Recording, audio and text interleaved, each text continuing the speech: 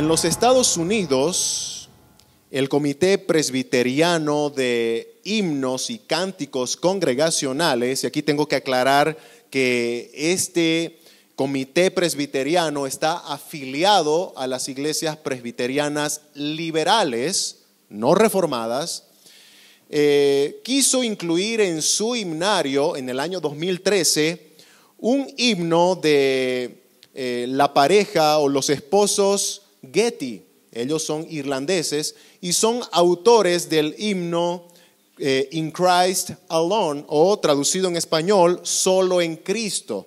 Aunque en nuestras alabanzas, en nuestros himnarios, lo tenemos traducido como En Cristo está mi salvación. Justamente el himno que acabamos de cantar. Pero para este comité presbiteriano liberal había una frase que no les tenía cómodos en este himno. Y antes de agregarlo a su himnario, ellos debían pedir permiso a los autores del himno, es decir, a los esposos Getty, que si podían cambiar la letra de esa frase que les incomodaba. La letra original, porque incluso en nuestra traducción, lamentablemente, también se ha perdido. En la traducción siempre de inglés a español se pierde el sentido de lo que dice en el original.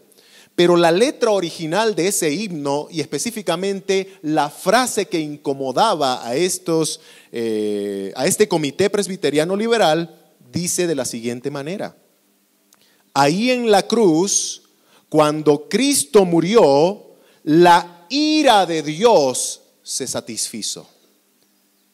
Esa aseveración sobre la ira de Dios incomodaba a este comité.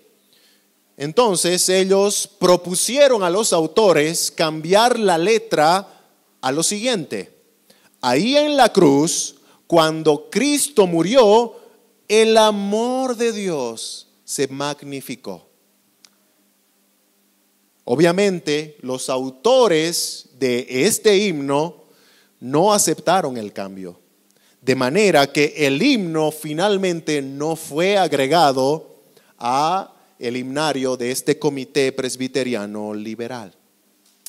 Hermanos, uno de los principios fundamentales del cristianismo es que creemos firmemente que Dios inspiró las Escrituras. Dios inspiró las Escrituras. Entonces nosotros creemos que el soplo de Dios, así como ayer estábamos aprendiendo, ¿verdad? Cómo Dios le dio vida al hombre, Adán, con un soplo, e hizo de él un ser viviente. Hermanos, ese soplo con el que Dios hizo del hombre un ser viviente es el soplo de Dios en las Escrituras. Él las inspiró, Él las sopló. De manera que los cristianos deberíamos estar convencidos que tal cual Dios se nos presenta en la Biblia, es tal cual Dios es. Es por eso que a través de las Escrituras nosotros conocemos que Dios es santo. Cantábamos hace un momento el himno, santo, santo, santo. La Biblia lo proclama. A través de la Biblia nosotros conocemos que Dios es justo, que Dios es sabio, que Dios es todopoderoso, como estudiábamos el pasado domingo. Conocemos que Dios es celoso, que Dios es paciente y también que Dios es amor, ¿verdad? Dios es amor. Todo eso lo sabemos porque Dios mismo quiso revelarnos aquello de su carácter a través de las Escrituras que Él inspiró. Uno de los grandes errores en la cristiandad de la actualidad es que aunque decimos con la boca creer en la inspiración de las Escrituras, más tarde que temprano terminamos contradiciendo esa profesión. Cuando leemos pasajes como los que vamos a leer o estudiar el día de hoy, donde se nos presenta a Dios como un Dios de ira, nuestra mente finita, nuestra mente débil, no puede concebir la idea de que Dios, que es amor, porque la Biblia lo dice, sea también al mismo tiempo un Dios de ira. A veces nos parecen como dos conceptos contradictorios, dos conceptos que van por lados diferentes. Pero hermanos, debemos aceptar y creer ambas verdades, porque Dios las reveló en la Escritura. No nos hagamos ídolos, productos de nuestra mente, productos de nuestras emociones, y de alguna manera nosotros nos erigimos un Dios con D minúscula, haciendo o dándole la forma que yo creo que Dios tiene. Eso es lo que hicieron los israelitas haciéndose un becerro de oro, ¿recuerdan? Le pusieron de nombre Jehová. Él es Jehová, el que nos sacó de la esclavitud de Egipto. Pero era un becerro de oro. ¿Cuándo Dios les reveló eso a los israelitas sobre él? Nunca. Así que aunque decían que era Jehová, en realidad era un ídolo, un Dios con D minúscula. Por eso es que vino Moisés enfurecido y destrozó esa estatua. Oh, hermanos, no nos hagamos ídolos productos de nuestra mente. Que Dios, el Dios que nosotros conozcamos, sea el Dios que se revela en la Biblia. Creamos en lo que Dios dice de sí mismo. En esta mañana estaremos analizando Nahum capítulo 1, desde el versículo 6 al versículo 14. Pero tengo que aclarar también que vamos a ir viendo en esta primera parte del sermón, porque vamos a ver la segunda parte el siguiente domingo, algunos textos, y el siguiente domingo vamos a complementar el sermón de hoy con los demás textos restantes. El sermón de esta mañana se titula La ira del benevolente Dios, parte 1. Y vamos a desglosar este pasaje en 2 puntos. Número 1, la afirmación de que Dios es un Dios de ira. Vamos a ver en este primer punto que bíblicamente Dios se presenta como un Dios de ira. Y por último, número 2, vamos a ver la aplicación de la ira de Dios. Ese Dios que se presenta en la Biblia como un Dios de ira, aplica su ira de manera palpable, real. Vamos a leer Nahum 1:6. La palabra de Dios dice así: ¿quién permanecerá delante de su ira? ¿Y quién quedará en pie en el ardor de su enojo? Su ira se derrama como fuego y por él se hienden las peñas. Así que entramos de lleno a nuestro primer punto, la afirmación de que Dios es un Dios de ira. El profeta Nahum está escribiendo su profecía a la ciudad de Nínive, a los asirios, a este enemigo, a este imperio que tanto mal estaba haciendo a uno de los pueblos que tenía sometido, que era el pueblo de Dios, el pueblo de Israel. Y de la misma manera este texto profético, así como tiene una tonalidad de juicio para los enemigos de Dios, en este caso Asiria, Nínive, también tiene un tono de consuelo, de aliento para el pueblo de Dios. El pasado domingo Nahum nos presentaba al Dios omnipotente, al Dios todopoderoso que gobierna, que tiene poder por sobre los torbellinos, los tornados, los huracanes. Nahum nos presentaba a ese Dios todopoderoso que tiene poder sobre el mar y que lo seca cuando Él quiere. Nahum nos presentaba a ese Dios ante quien los montes se estremecen, tiemblan. Y bueno, esa parte es muy interesante recordar para no sacar del contexto de lo que Nahum estaba diciendo, para luego entender lo que Nahum va a decirnos ahora de Dios. Nahum, luego de presentarnos al Dios todopoderoso, nos dice ahora, ese Dios es un Dios de ira. Versículo 6. ¿Quién permanecerá delante de su ira? Obviamente la pregunta de Nahum es una pregunta retórica con una respuesta obvia. Nadie permanecerá delante de la ira de Dios. En este solo versículo que acabamos de ver, se repite 3 veces 3 veces que Dios es un Dios de ira. ¿Quién permanecerá delante de su ira? ¿Y quién quedará en pie en el ardor de su enojo? Su ira se derrama como fuego y por él se hienden las peñas. La palabra enojo es un sinónimo de ira. Justamente lo que vamos a ver ahora, la primera y la última palabra que nosotros leemos en nuestro texto, la primera y la segunda palabra, vienen del original hebreo af, que significa enojo, significa indignación, significa enfurecido. Y la tercera palabra que tenemos en nuestro texto es una palabra diferente, que también se traduce como ira. Pero cuando la vemos en el original hebreo, kemá, tiene un significado bien rico en contenido.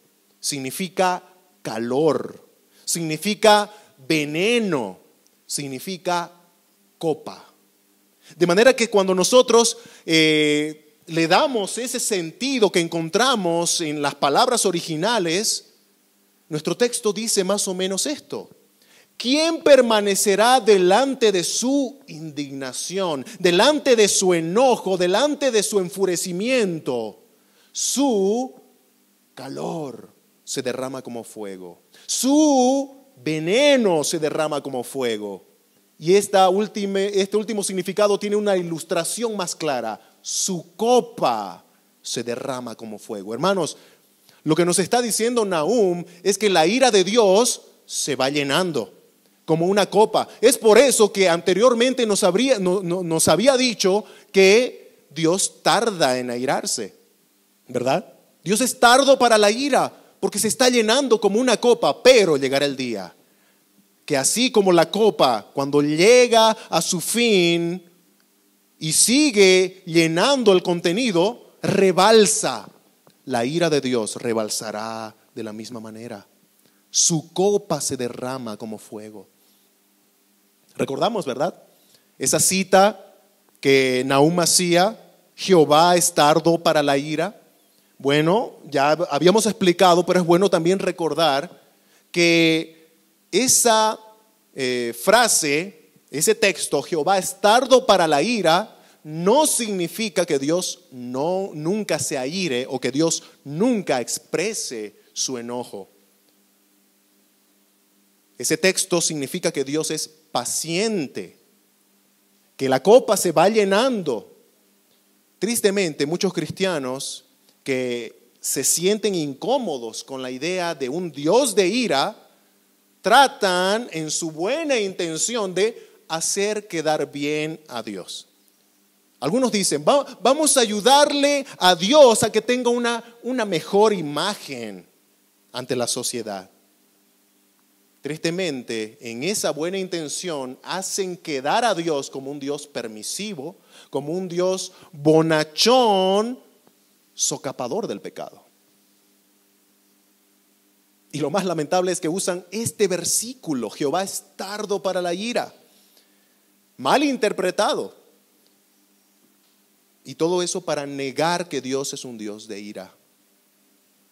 Pero así, hermanos, como creemos que Dios es amor, porque la Biblia lo dice una y otra vez, ¿verdad? Hay tantos versículos en la Biblia que nos muestra de manera directa y también a través de la providencia que Dios es amor.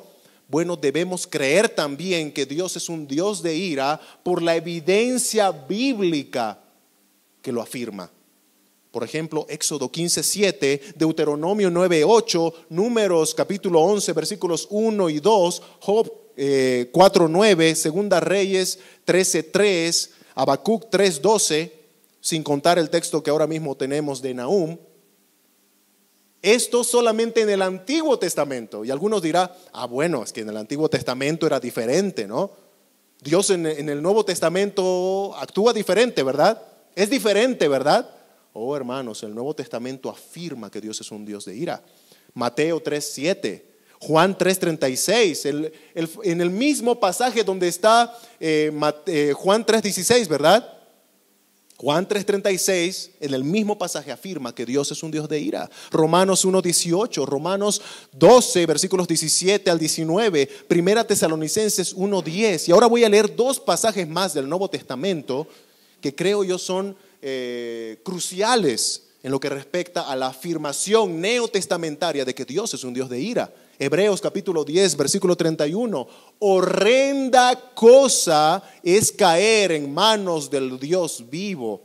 Hebreos capítulo 12, versículos 25-29 dice: mirad, que no desechéis al que habla, porque si no escaparon aquellos que desechaban al que los amonestaba en la tierra, mucho menos, se incluye ahí el autor a los hebreos, mucho menos nosotros si desecháremos al que amonesta desde los cielos.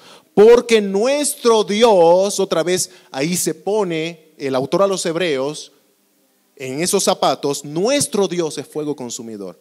Hermanos, el autor a los hebreos está diciendo que el Dios del Antiguo Testamento es el mismo Dios del Nuevo Testamento.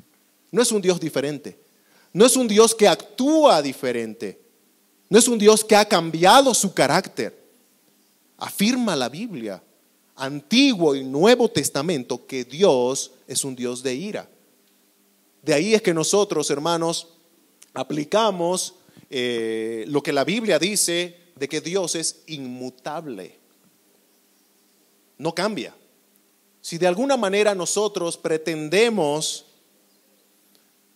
decir que Dios ha cambiado desde el Antiguo Testamento hasta el Nuevo Testamento su carácter, entonces estamos diciendo que Dios no es inmutable. Entonces, Dios puede cambiar. Y eso es terrible, hermanos. No solamente porque estamos negando lo que la Biblia dice de Dios, que es inmutable, porque si Dios pudiera cambiar, entonces no hay seguridad de salvación. Porque así como un día entonces tú fuiste salvo, no estás seguro, porque Dios puede cambiar de opinión y quitarte la salvación. Pero hermanos, nosotros creemos en la salvación segura porque Dios es inmutable. Salvación segura de todos aquellos que han creído en Jesús, que han puesto su fe en Jesús. De la misma manera con su amor. Su amor es inmutable. Nosotros no podemos pensar que el amor de Dios va a cambiar y que de alguna manera antes te amaba poquito, pero ahora me ama más. No, hermano, Dios siempre ama igual, abundantemente. Su gracia es inmutable, no cambia. De la misma manera, su ira. La ira de Dios no cambia, es inmutable. Entonces es un error si pensamos que el Dios del Antiguo Testamento es diferente al Dios del Nuevo Testamento. Una vez escuché, en la época de la pandemia, ¿verdad? Lamentablemente se cortaron todo tipo de reuniones eclesiales y en una de esas encontré una predicación virtual y la escuché. Y el predicador estaba hablando de Salmos capítulo 5 en uno de sus comentarios. Y él, hablando de Salmos capítulo 5, primero vamos a leer Salmos capítulo 5. Dice así, versículos 4 y 6. Porque tú no eres un Dios que se complace en la maldad. El malo no habitará junto a ti. Los insensatos no estarán delante de tus ojos.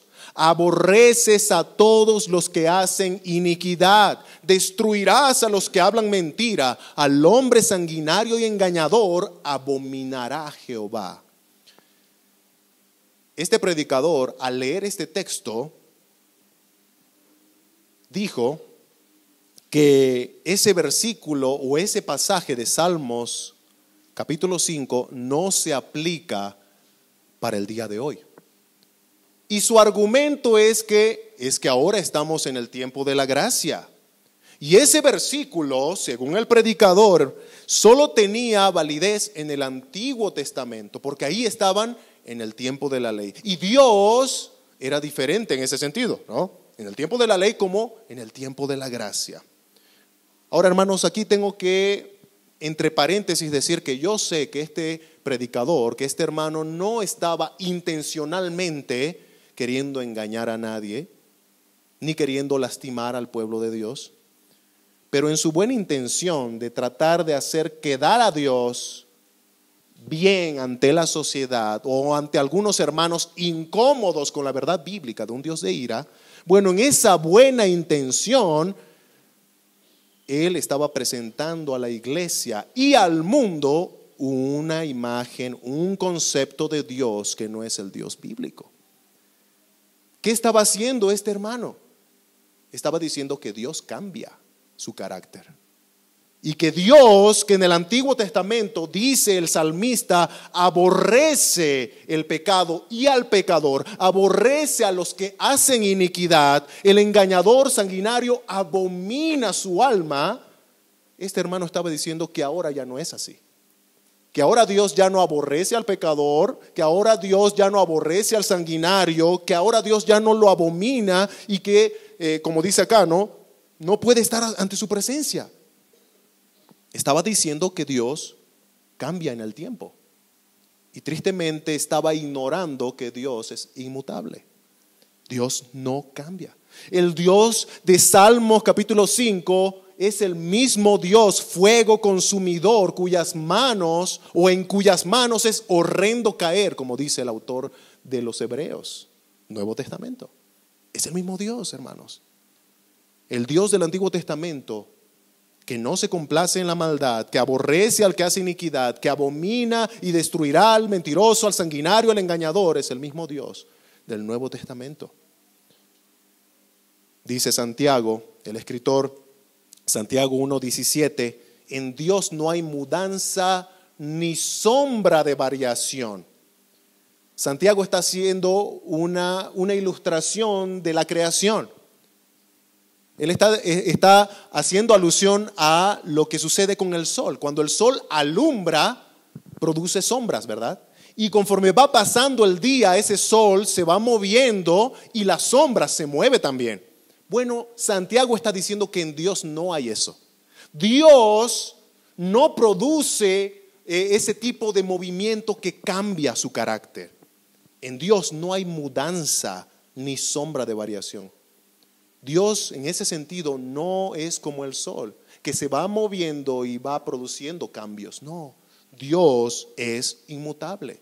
De manera que, volviendo al tema de la ira de Dios, si nosotros conocemos a través de las Escrituras en el Antiguo Testamento que Él es un Dios de ira, tenemos también que afirmar lo que también los escritores del Nuevo Testamento afirman, que Dios es un Dios de ira, fuego consumidor.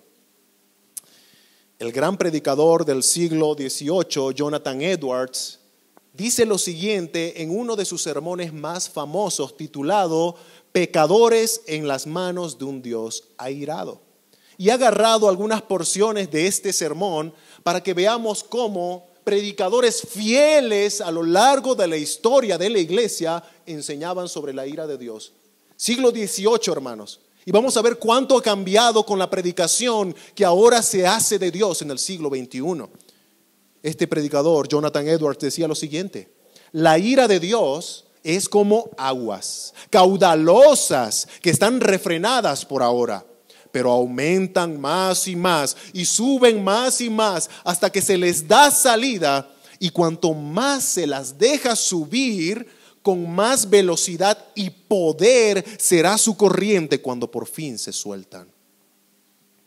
En otra porción del sermón dice: si Dios tan solo retirara su mano de la compuerta, se abriría inmediatamente y los feroces diluvios del furor y la ira de Dios arremeterían con una furia inconcebible y caería sobre ti con poder omnipotente. En otra porción dice: el arco, ¿verdad? Como cuando se lanza una flecha, el arco de la ira de Dios está encorvado, la flecha lista en la cuerda, y la justicia apunta la flecha a tu corazón y estira el arco. En una porción concluye también Edwards diciendo: no es otra cosa sino la mera determinación, es decir, la soberana voluntad de Dios que evita que la flecha se embriague con tu sangre. Entonces lo que nos está diciendo aquí al finalizar Jonathan Edwards es que si seguimos vivos, porque lo que nos acaba de presentar de este Dios de ira es que es imponente, si seguimos vivos es por su misericordia y por su soberana voluntad. Muchos no pudieron terminar de escuchar el sermón de Jonathan Edwards. Algunos decían que sentían que mientras Edwards estaba hablando sobre la ira de Dios y el juicio eterno, sentían como si el piso se abría directo hacia el infierno. Muchos no pudieron terminar de escuchar el sermón de Jonathan Edwards. Estaban llorando, estaban temerosos. De manera, hermanos, que Nahum 1:6 es una de las tantas afirmaciones bíblicas de que Dios es un Dios de ira. Y Nahum dice que nadie podrá permanecer en pie ante la manifestación de esa ira que se derrama como fuego. Ahora, si tuviéramos que sacar, porque ya vamos concluyendo este primer punto, si tuviéramos que sacar un concepto, después de todo lo dicho en este primer punto, un concepto sobre la ira de Dios, sería lo siguiente: la ira de Dios es la indignación suya, el enojo suyo contra toda injusticia, contra toda maldad, contra todo injusto y malvado que contradice su carácter santo y justo. La ira de Dios es la expresión, y escuchen bien esto, de su santidad, de su justicia y, aunque no lo creas, de su amor. La ira de Dios es la expresión de su santidad, de su justicia y de su amor. Y alguno dirá, pero ¿cómo puede ser eso? ¿Cómo puede la ira expresar amor? Bueno, te voy a recordar algo básico para que de alguna manera puedas también comprender lo que significa esta expresión de la ira o expresión de amor a través de la ira. Nosotros fuimos creados a imagen y semejanza de Dios. Es decir, que Dios, cuando hizo al ser humano, nos ha transmitido, nos ha comunicado muchos aspectos de su carácter. Hay muchos que no nos ha comunicado, los atributos incomunicables de Dios, que hacen de Dios único. Es por eso que Dios es todopoderoso y nosotros no. Es por eso que Dios es omnisciente, lo conoce todo y nosotros no. Pero hay muchas otras que Dios nos ha comunicado. El amor, la capacidad de amar, ¿verdad? De tener misericordia. Ese deseo de justicia. Obviamente, luego de la caída, todo eso se ha distorsionado, pero aún hoy muchos pretenden expresar aquello que está distorsionado, pero que aún sigue ahí. Hoy en día, muchos claman por justicia, muchos sienten de alguna manera eso que llaman amor en el mundo, ¿verdad? Obviamente no es el amor divino, no es el amor perfecto, sublime de 1 Corintios 13, porque solo Cristo puede redimir aquel amor nuevamente. Pero lo que quiero que entiendas es que tú tienes la capacidad de amar. Y por ejemplo, tú amas la vida. Y alguna vez di este ejemplo y creo que es propicio para este momento también. Tú amas la vida, ¿verdad? Defendemos la vida. Es por eso que en tu amor a la vida aborreces, abominas, te indignas con aquellos que descaradamente salen proclamando su derecho a quitar la vida, ya sea al inocente que está en el vientre. Nos indignamos porque amamos la vida. De manera que tu indignación tiene como fuente tu amor por la vida. ¿Te das cuenta cómo, de alguna manera, porque tú amas, te indignas? En ese sentido, con los que no valoran la vida. Hermano, si tú, que de alguna manera imperfecta, te indignas por amor, imagina la indignación de Dios, de aquel que es santo, de aquel que es justo, de aquel que es amor en esencia. ¿Cómo se indigna por el pecador? ¿Cómo se indigna por la maldad? Es terrible. Pero de alguna manera, esa indignación de Dios, esa ira nos muestra cuán santo es Él, cuán amoroso, bondadoso, misericordioso es Él. El texto dice: ¿quién permanecerá delante de su ira? ¿Quién quedará en pie en el ardor de su enojo? Su ira se derrama como fuego y por él se hienden las peñas. La Biblia, hermanos, este es nuestro primer punto. La Biblia afirma que Dios es un Dios de ira. Y sería bueno, ¿verdad?, que no lo olvidemos. La Biblia afirma esto. Y si Dios lo puso, es porque Él quería que conozcamos eso, que no lo ignoremos. Y así pasamos a nuestro punto número 2, la aplicación de la ira de Dios. Una vez que hemos conocido que Dios es un Dios de ira, vamos a ver cómo aplica Dios esa ira. El siguiente domingo vamos a analizar el versículo 7 sin desprenderlo de su contexto. Pero lo que debemos decir, hermanos, es que Nahum hace una clara distinción entre aquellos que son conocidos por Dios, aquellos que son parte del pueblo de Dios y aquellos que son sus enemigos. Dios los distingue. Dios sabe quiénes son los suyos y quiénes son sus enemigos. Jehová 1, 7 y 8 dice lo siguiente: Jehová es bueno, fortalece en el día de la angustia y conoce a los que en él confían. Mas con inundación impetuosa consumirá a sus adversarios y tinieblas perseguirán a sus enemigos. Este es un texto, una parte del texto del pasaje muy confuso. Pero vamos a aclararlo el siguiente domingo, cuando a detalle veamos el versículo 7. Jehová es bueno. Pero lo que podemos adelantar aquí, hermanos, es que Nahum está mostrando ese contraste entre los conocidos por Dios y los enemigos de Dios. Aquellos que son conocidos por Dios y aquellos que van a ser receptores de la ira de Dios. Nos dice acá que los enemigos de Dios serán consumidos con inundación impetuosa. Muchos de nosotros, bueno, en esta época de lluvia escuchamos, ¿verdad?, en diferentes lugares, ya sea de aquí de nuestro país como también del extranjero, de inundaciones. Y cómo a veces cuando un río se desborda y destruye vecindarios, casas, o cuando el mar se desborda y se sale de sus límites, destroza.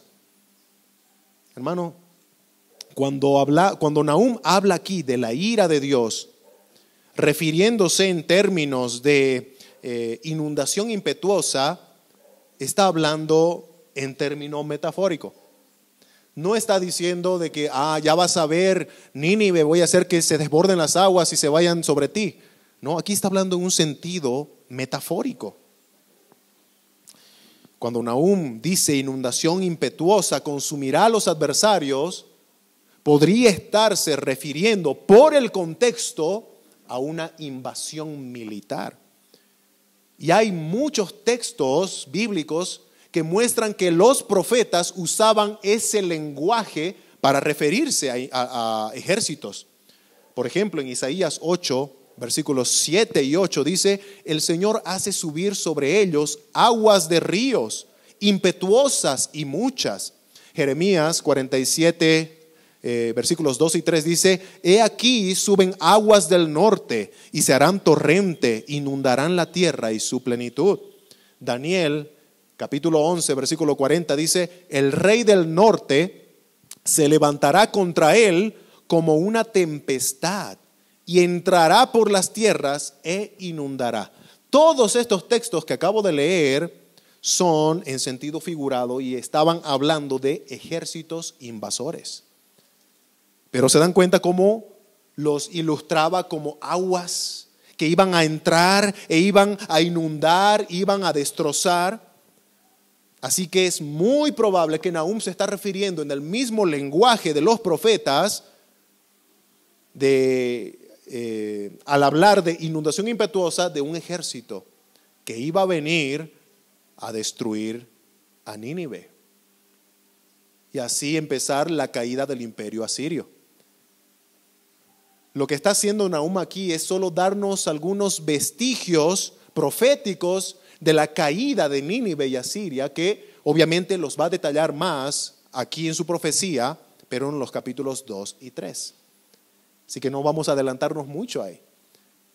Pero se dan cuenta cómo de alguna manera Nahum ya va mostrando que la ira de Dios tendrá una aplicación.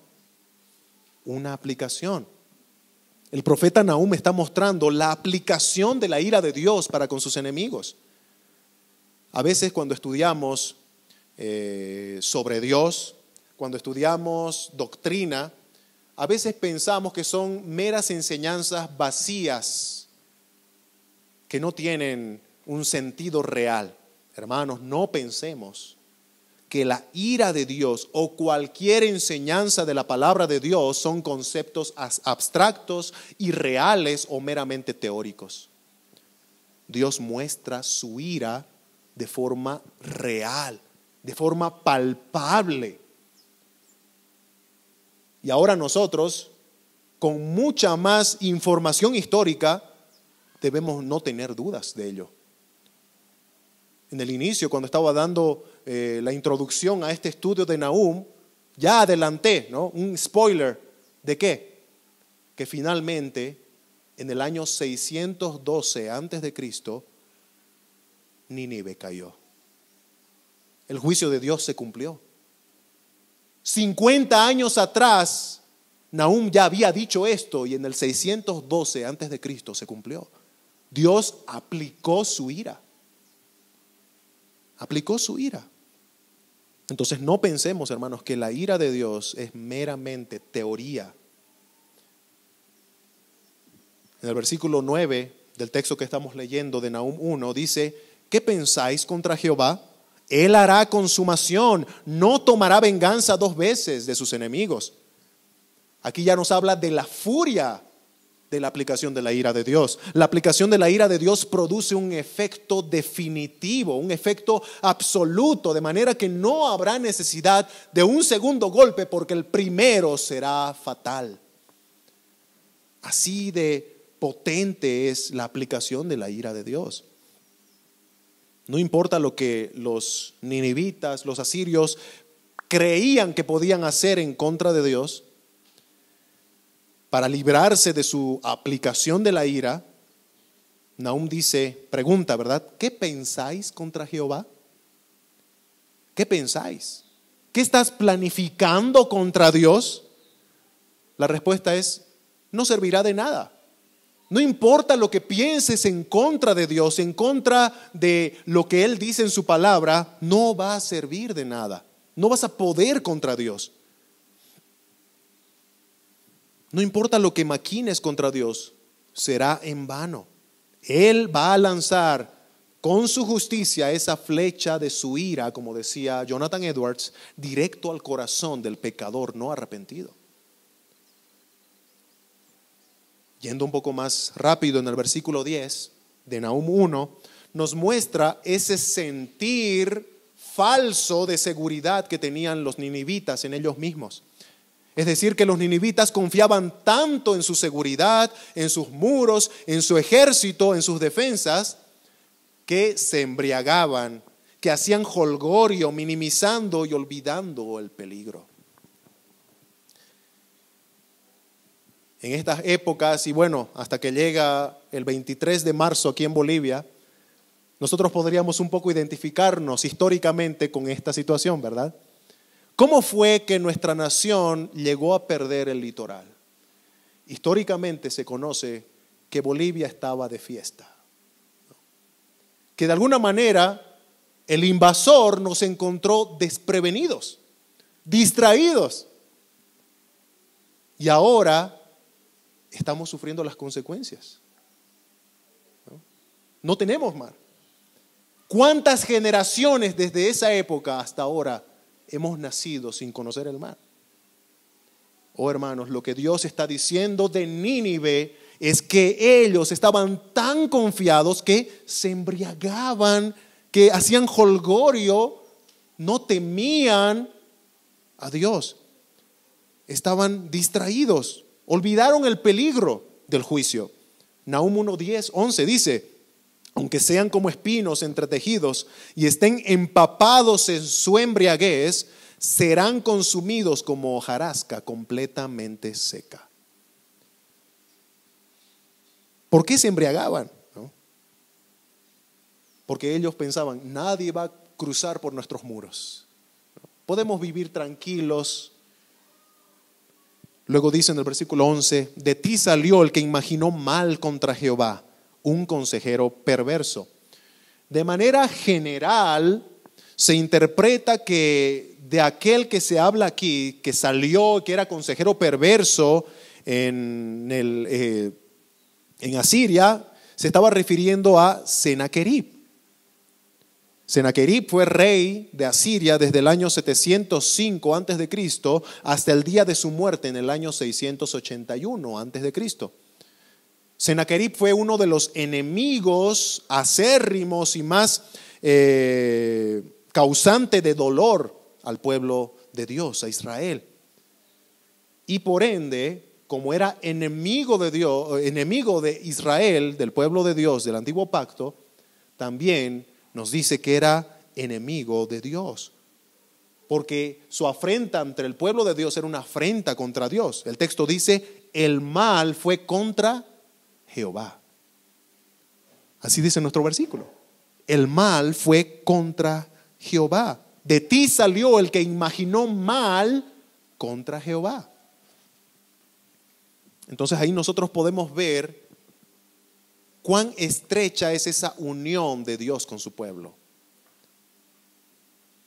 Y podemos ilustrarlo como en el Nuevo Testamento, cuando Saulo de Tarso, antes de conocer a Cristo, siendo un perseguidor de la iglesia, es encarado por Cristo, le dice, ¿por qué me persigues? ¿Por qué me persigues? Saulo estaba persiguiendo a la iglesia de Dios, a los cristianos, los arrastraba a las cárceles, a los tribunales, y Cristo se le aparece y le dice, ¿por qué me persigues? A mí me estás persiguiendo.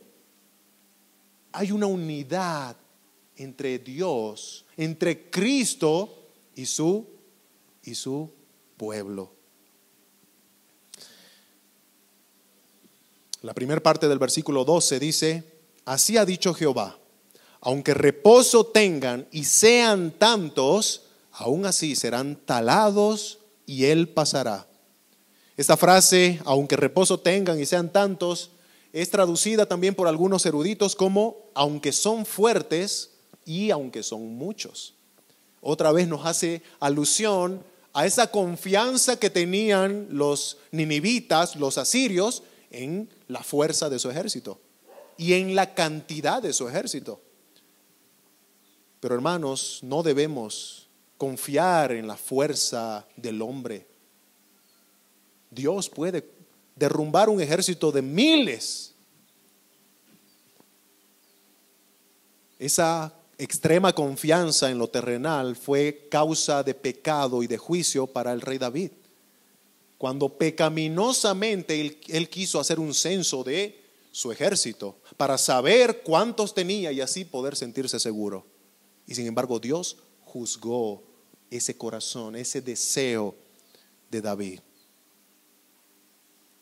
No debemos poner nuestra confianza en lo terrenal, hermanos, en lo efímero, en lo pasajero, en lo débil. Pongamos nuestra confianza en Dios. Pongamos nuestros ojos en Cristo, el cual es autor y consumador de nuestra fe. El Señor dice de estos que se confiaban tanto en las fuerzas y en el número de su ejército que serían talados. Así como cuando uno va y tumba un árbol, ¿verdad? Hay lugares en donde, por ejemplo, los que trabajan con madera, y tumban casi como que un sembradío de árboles, ¿no? Que han estado creciendo por años y que llegado el tiempo de madurez del árbol, lo cortan. Claro que en ese contexto tienen que esperar nuevamente años y años hasta que esos árboles vuelvan a crecer para volver a hacer uso de su madera. Pero en este caso está diciendo una talada permanente que tendría fin de ese ejército. El siguiente domingo vamos a analizar a más detalle lo que decía el versículo 7, pero también la segunda parte del versículo 12, porque si se dan cuenta solamente leímos la primera parte, y el versículo 13 en su totalidad. Por ahora, para no sacar de contexto, vamos a decir que en estos textos Dios está asegurando el quebrantamiento del yugo de esclavitud de su pueblo. Así como está asegurando la caída del imperio opresor, también está asegurando el quebrantamiento del yugo de esclavitud de su pueblo. Los iba a rescatar. No los iba a dejar para siempre así, los iba a rescatar. Vamos a verlo el siguiente domingo. Pero hermanos, ¿qué nos recuerda esto? Nos recuerda que no importa cuán poderoso se crea un gobernante, cuán poderosa se crea una nación sobre las demás, es Dios quien está sentado en el trono como rey. Es Dios quien está en el estrado como el juez. Daniel, y lo leíamos el pasado domingo, Daniel 2:21 dice: Jehová quita reyes y pone reyes. Ahora, llegando al versículo 14, el último verso de nuestro texto, Nahum hace una comparación de connotación religiosa en este conflicto. Dice Nahum 1:14: mas acerca de ti mandará Jehová, que no quede ni memoria de tu nombre. De la casa de tu Dios destruiré escultura y estatua de fundición. Allí pondré tu sepulcro, porque fuiste vil. Hermanos, Jehová de los ejércitos, el verdadero Dios, sale claramente victorioso contra cualquier ídolo que se levante en las naciones. Y recuerden, Él es celoso. No hay otro Dios fuera de Él, dice la Escritura. Él manda que no nos hagamos ídolos. Es parte del decálogo del Señor, que nuestro Señor Jesucristo no vino a abrogar. Está vigente el mandamiento: no te harás ídolos, no te harás imágenes, no te inclinarás a adorarlas.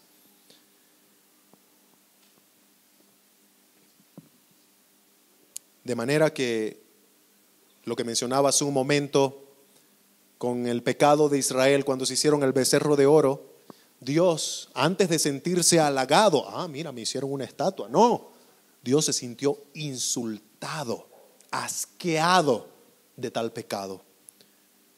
Y así se lo hace saber también a esta nación pagana, a este imperio pagano asirio: destruiré escultura y estatua de fundición. Allí pondré tu sepulcro, porque fuiste vil. Parte de la vileza de la ciudad sanguinaria Nínive era su idolatría. Y Dios dice: esos templos que tú has levantado para tus dioses falsos van a ser tu tumba. Van a ser tu tumba. Y así llegamos al final de este sermón con las conclusiones. En primer lugar, quiero hablar al pueblo de Dios, a ti, hermano, hermana, cristiano, redimido por la fe en Jesucristo. No temas conocer a Dios como el Dios de ira. No temas conocerle tal cual Él se revela en las Escrituras. Toda la Escritura es inspirada por Dios, dice el apóstol Pablo, y útil. Así que si Dios puso este aspecto de su carácter, que Él es un Dios de ira, es porque sabe Dios que eso es útil para tu vida espiritual. Él quiere que conozcas eso de su carácter. Porque como veíamos hace un momento, de alguna manera, a ti, cristiano, que ya eres libre de la ira de Dios, te hace palpar de manera más cercana el amor de Dios. ¿Recuerdan lo que decíamos hace un momento? La ira de Dios expresa su amor. Conocer de la ira de Dios te hace saber de manera más cercana cuán santo es Él y cuánto aborrece el pecado. Conocer la ira de Dios te hace saber cuán justo es Él. No te incomodes ni trates de darle a Dios una imagen diferente a la que Él nos ha revelado en la Biblia. Cree en el Dios de la Biblia, lo que Él dice de Él, créele. Porque como dijo el pastor español David Barceló, si no conocemos al Dios de la Biblia, entonces no conocemos a Dios. Tal vez tú tienes un concepto de Dios en tu mente, pero si no concuerda con el Dios de la Biblia, entonces no conoces al Dios verdadero. Y ahora, en el siguiente punto de nuestra conclusión, si tú no conoces al Señor Jesucristo como tu Salvador, si tú no has creído en Jesús, arrepentido de tus pecados, como mencionábamos hoy, entonces eres un enemigo de Dios. Y haciendo alusión nuevamente a las palabras de Jonathan Edwards, tienes ahora mismo como enemigo de Dios la flecha de la justicia de Dios apuntando a tu corazón. Y tú dirás, pero ¿por qué? ¿Por qué soy enemigo de Dios? Porque como decíamos el anterior domingo, no hay medias tintas. O estás con Dios o no lo estás. O estás con Cristo o estás contra Cristo. O recoges con Cristo o desparramas, dice la Escritura. Por eso eres enemigo de Dios. Si no estás con Cristo, estás contra Él. No hay medias tintas. Y la Escritura dice que como enemigo de Dios, entonces eres blanco de la ira de Dios.